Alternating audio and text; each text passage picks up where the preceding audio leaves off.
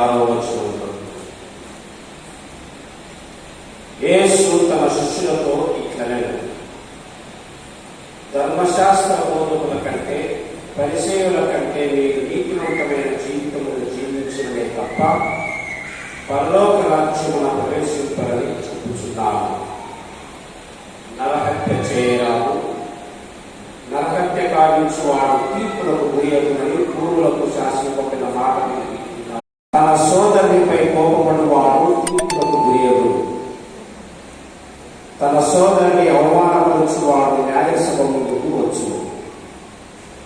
తన సోదరుని అవివేకి అని పిలిచిన వాడు నరకాగ్నిలోనికి లోపడును.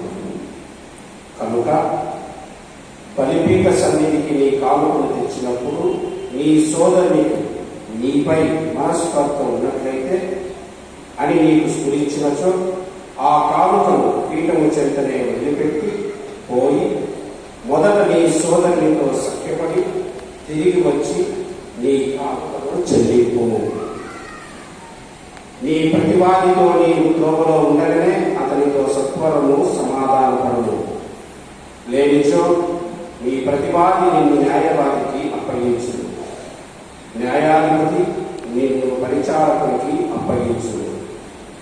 అంతట నీవు చెరసాలను వేయబడు.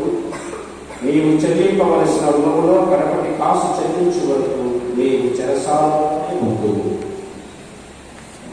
ఇది ప్రభువు సువిశేషము.